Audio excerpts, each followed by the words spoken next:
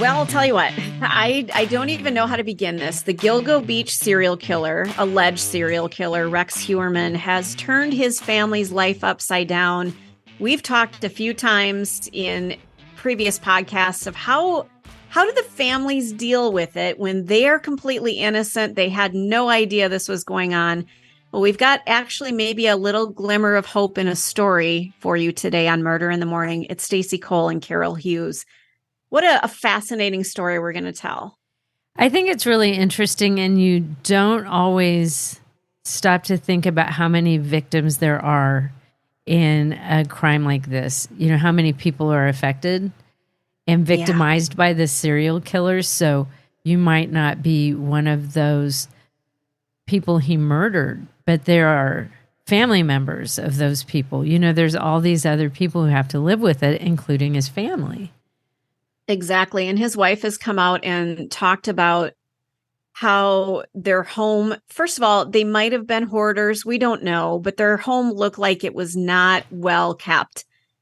But when the authorities came in, they turned everything upside down. They ripped apart the bathtub. They destroyed a couch. They, you know, not like they were coming in and partying, but they were ripping things apart, looking for trophies and things like that the alleged serial killer may have kept from his victims. So they needed to go through the house. They ripped up the backyard. And then this family, they went back to their home. Yeah, and then because they where leave. else did they have to go? Mm-hmm. Yeah, because the police leave and you walk in and your house is just literally turned upside down on the inside. Literally. You know, literally things are turned upside down.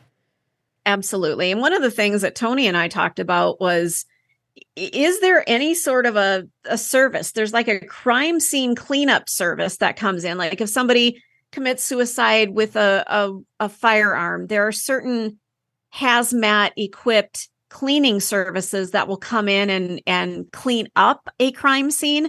But what do you do in a case like this when after a 12-day search of a home, things are turned upside down so badly that the family comes back in and now they have to live in that? Is there some sort of a way to help these families? Because it's not their fault that dad might be a serial killer. And I think the answer to that question is no. I think it's on them. And it's really, really sad because these people are not serial killers. I don't think they had anything to do with it. They were victims as well, and he's lied and manipulated them too. Yeah. So it's sad. It is sad. And a gal by the name of Melissa Moore, you may recognize her name. She is the daughter of convicted murderer Keith Jesperson. That's the smiley face killer, or I'm sorry, the happy face killer. She has started a GoFundMe campaign to support the soon-to-be ex-wife of Rex Heuermann and her 2 adult children, one of which is a special needs adult. Heuermann, of course, was arrested last month and charged with the murder of 3 women in New York. Melissa's fundraising efforts have raised about $23,000. I'm going to jump in there because I pulled up the GoFundMe.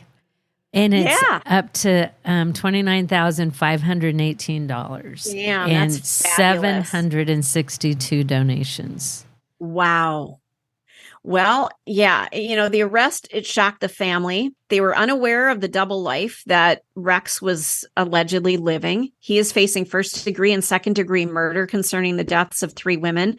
He is also considered the primary suspect in another victim.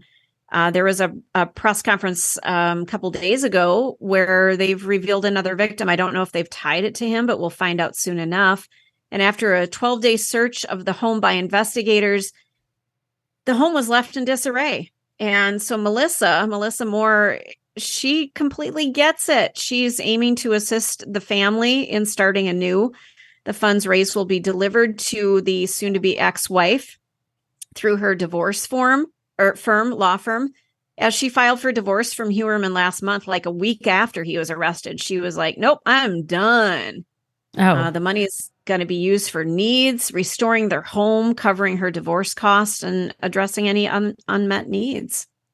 Well, and I'm looking at the GoFundMe page and what she wrote, And it says, people may know me as the daughter of the serial killer known as the Happy Face Killer, captured in 1995. My mother and my family were and are victims. We did not know about his double life. And then talking about how she waited to create the GoFundMe, wanted to make sure it would be okay with his wife.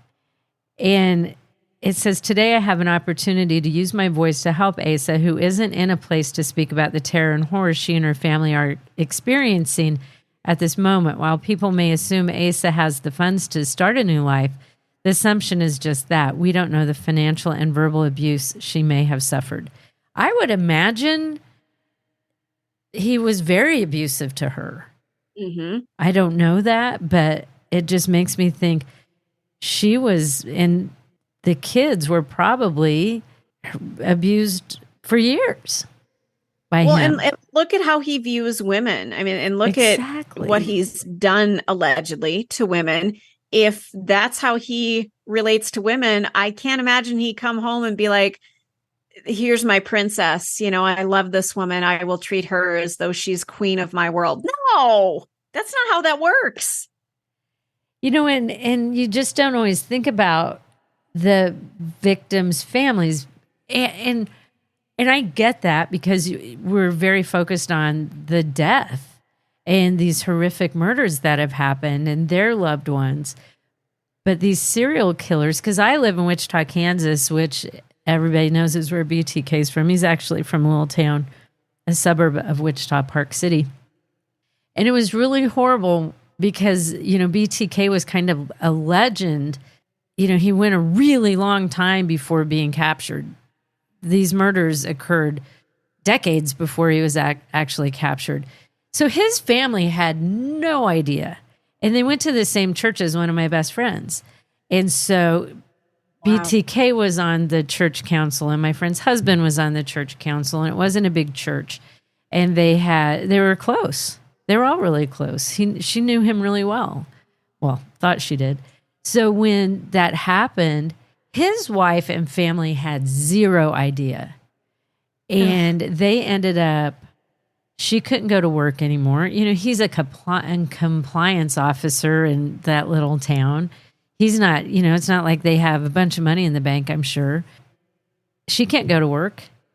You know, the kids can't go out in public. Mm-mm. And because, like in our town, and I'm sure the case here, there was just this national and international media just descended upon the town, and they were trying to talk to anybody who knew him. So, of course, his family was just harassed, and they had to completely relocate and start over with their lives. I don't know how you do that. Well, and it's not a consequence of anything that they've done. The only thing that they've done is had the same DNA. Mm-hmm. They're in the same family. You know, these are innocent people who are victims of a crime. They are crime victims. They may not be dead, but their lives are certainly dead and changed forever. And, you know, I remember the story that my friend told me, because the night before they arrested BTK, it was pretty dramatic fashion. All the cops descended upon the town, and they kind of cornered him in his car. And so the night before that happened at the church, they had a spaghetti dinner. Yeah. And so he was sitting at the table with my friend and her family. And one of the kids was pretty little at the time, one of her daughters. They were kind of packed in. And so she went to go get a dessert. And he's like, hey, could you get me a dessert? And so she's like, yeah. So she brings back the dessert. Well, the next day he's arrested. And in her brain, you know, she's like, I'm thinking she was in the 5-6-year-old range. You know, of course, they try to just explain this to her, what's happened, because, of course, their church, I don't even know that they could go to church, you know, normally. So her little daughter was so upset because in her head, he was this horrible monster and she'd gotten him dessert. And she was like, but I got him dessert. Like somehow in her head, she was being kind to him, which enabled him or something. And I'm like, you know, you just think about how many people it affects. You know, some of these people do it like the Unabomber. They're kind of out there all on their own. But there's other people living these active lives, double lives, their family members are victims too.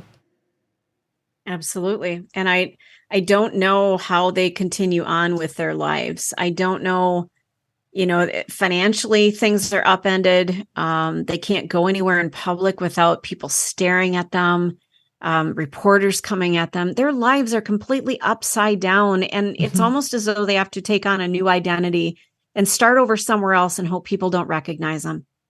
Yep. That's all. It just makes me sad. So I think that in this case, that's, people might go, yeah, but what about the murder victims? Totally get that. I think you can support both. It's not like you have to pick one or the other. Yeah. And I think it speaks to hopefully kindness, because, there's no way that these people could have known what was going on, and now their lives are upside down. So typically, in communities where there's a tornado that comes through and people donate and try to lift people back up, they've had a tornado come through their lives. It's just in a different form. You're locked into the Hidden Killers podcast. Want more? Start binging on all of our true crime podcasts right now through Apple Podcasts, and get an ad-free experience when you sign up to be a True Crime Today Premium Plus member, exclusively on Apple Podcasts. More of the Hidden Killers podcast, dropping soon. Press subscribe now.